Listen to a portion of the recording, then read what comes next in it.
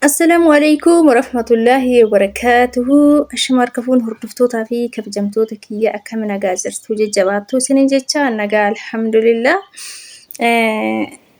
Ijoolleen baay'een keessan gaafii irra darbitaa nama beeytu qofa deebistaa nama filattaa warra jettan fa'aa jirtan jechuudha. Nama filadhee odoo hin taane yookaan nama beeku qofaaf osoo hin taane gaafii keessaa ijoo yookaan kama jalqaba irra jiru fa'aa isinii deebisaa jira jechuudha. Kaanis isinii deebisaa inshaallah baay'een keessan maannaa jettanii gara keessaatiin barreessitanii jechuudha. Ani paaspoortiin kiyya irraa dhumee iqaaman kiyyas dhumee jira dhumaa jira bakka ji'a muraasa na hafee paaspoortiin kiyya immoo dursee dhumee jiraayyuu paaspoortii tajaajilli irraa dhumeen biyya galuu hin danda'a. Jettanii warri na gaafataa jirtanii hanga nuti haaromsinutti qaraamaan adabbii nurratti lakkaayaa. Kanaaf immoo akkam taanaa dirqama paaspoortii baasuu qabnaa. Paaspoortiin immoo dhufuuf hin tura akkam ta'a warra jettan fa'atu jira. Ijoolleen baay'een sababa kanaaf kan saaxilaman warra paaspoortiin keessan isaan harka galu jechuudha. Maaliif kan gaafachuu sodaattan paaspoortii kiyya yeroo isaan alaalaa gisee isaan alaalaa yookaan akkina hin laalladha jechuun warra sodaattan fa'a jechuudha. Warri odoo isin hin beekin isin jala irraa dhumatu baay'inaan jechuudha. Ijoollee baastanii tajaajila waggaa 5 qaba paaspoortiin garuu baastanii warra biyyatti hin turtan lafa keettanii waggaa tokkoffoo gaafa ta'u gaafa biyya namaa deemtaniin odoo iqaamaan keessan hin dhumatin dhumata jechuudha paaspoortiin keessan. Kanaaf immoo jechuudha akkam ta'uu qabaa paaspoortiin adabbii qabaa yoo dhumatee warri jettan jechuudha. Adabbiin qabu paaspoortiin yoo dhumates adabbii hin qabu. Maaliif wanni isin adaban hin jiru jechuudha. Adabbii ka qabu qaraamaadha intiniidha fiizaa keessan jechuudha. Kanaaf immoo isin maal gochuu qabdanii galuu hin dandeessan jechuudha. Paaspoortii irraa dhumeen galuu hin dandeessan. Akkamiin galuu dandeessanii waraqata adii jechuudha. Waraqata adii imbaasii irraa fudhattan jechuudha. Waraqata adii imbaasii irraa fudhattanii akkasi galtan jechuudha. Duraan 300 akkasumatti fakkaate akka jedhanitti 350 akkasumatti fakkaate amma garuu hin beeku. Isa fudhattanii galuu dandeessan jechuudha. Maaliif haga paaspoortii baastanitti qaraamaan keessan qixaatii isinirra lakkaaya.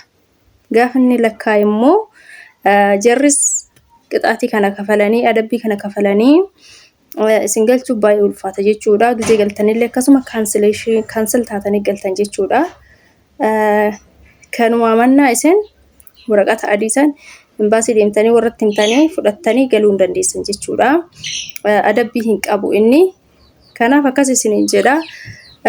Inni biraa immoo maal seetanii akkasii viidiyoo xiqqoo jidduun addaan dhaabe. Ijoolleen baay'een keessan immoo maannaan jettanii gara keessaatiin natti barreessitanii jechuudha. Ani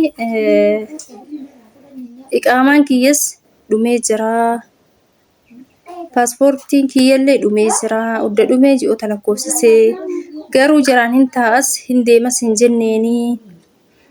Jidduma kanneen lamaan jira warri jettan hin jirta jechuudha. Qaraamaa yoo dhume jechuudha isaan irratti lakkaaya. Kan lakkaa'u isaan irratti malee isin irratti miti. Garuu immoo jechuudha gisee galtanitti xiqqoo hin ulfaata jechuudha. Biyya sanitti deebi'uuf jarri gisee isin galchan kanaam ji'uma 5 iyyuu odoo isin wajjatiin yookaan maal isinirra lakkaa'aa jiraate jechuudha. Waggaa 2 xumurtanii kanuma yookaan ji'a 7 keessa ka jirtan yoo ta'eetiin hin jedhe waggaa 3ffaa seentanii jechuudha. Jararratti lakkaaya. Isaan illee tokko isaanii kan irraan beeyni hin jiran jechuudha waan kan. Waan ija kiyyaan arge jechuudha. Maal godhan mijattii odoon hojjetiniif ji'a 8 geetti jechuudha. Biirumaa fudhatanii jedhisaniitu maal isiin sun hojjetti damoos isii hin kafalanii fi garuu waraqata irraa wajjanne jechuudha. Gaafa kaanii mijattiin hin dhukkubsattee sukkaar bashitaa gaafa dhukkubsattee galuuf jettu jechuudha.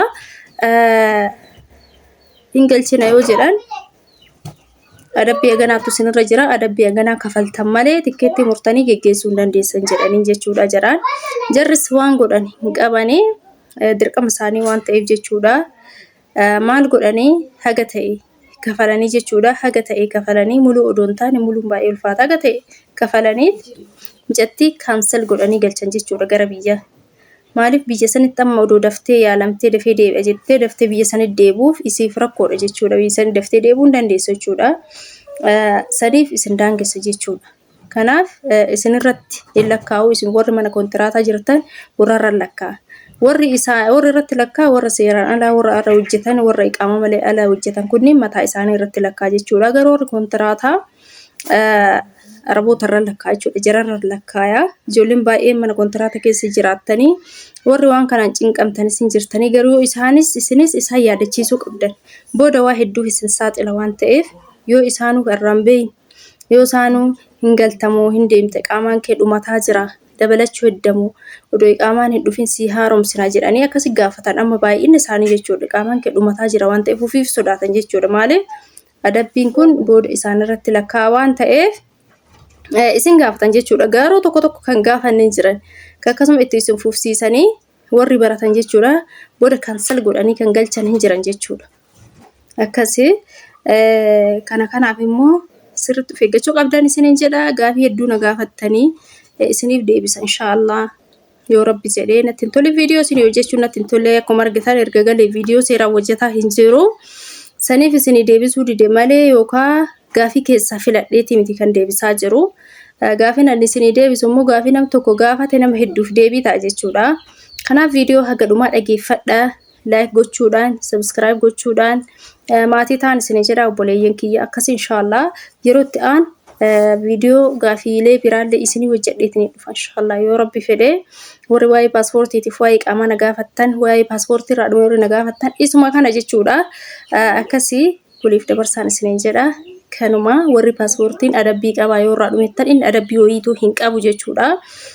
Inni iqaamaa keessa wajji wal qabataa paaspoortiin keessa dhume taanaan iqaamaan keessa yoo dhume paaspoortii malee iqaamaa san jarri isinii hojjechuu hin danda'anii paaspoortiin sun immoo ittiin isinii hojjechuuf iqaamaa tajaajila qabaachuu qaba. Kanaaf ka tajaajila hin qabne immoo paaspoortii ta'eef ittiin isinii hojjetamu yeroo qabaachuu qaba jechuudha. Kanaaf akkasitti beekaa ijoolleen kenna. Ijoolleen baay'een paaspoortii daftar markaa qabaattaniif ka irraa dhume qabattanii warri deemtan sun akka hin jirreetti akkuma waan hin qabneetiin lakkaa'amta jechuudha. Tajaajila hin qabu. Kanaaf yeroo baay'ee kun rakkoo paaspoortiin immoo hin beektan biyya namaatitti asitti as chokkaayis baafachuu dandeessanii ka turus ta'uu danda'a. Garuu biyya namaa keessatti immoo hin ture gizee ofii barbaade dhufa jechuudha. Saniif immoo hagasitti haganni isinii dhufutti qixaatii keessa seentanii keessatti waggaa lama fixxanii paaspoortii biyyatti tursiiftaniitiin hin jettan waggaa lama fixxanii gaafa isin yookaan dabalachuuf na haaromsaa'ee jettanii yookaan paaspoortiin keessan tajaajilli karraa dhume yoo ta'e isaanis rakkoo keessa seensisa isinillee rakkoo keessa seentan jechuudha.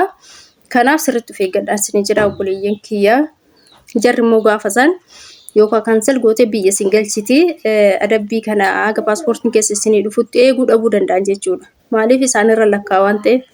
Kanaaf akkasii of eeggadhaa isinii jedha obboleeyyan kiyya. Gaafii keessan inshaallah isinii deebisaa. Agasii nagaan naaf tura isinii jedha. Like godhaa immoo like gochuu hin dagatinaan isinii jedha.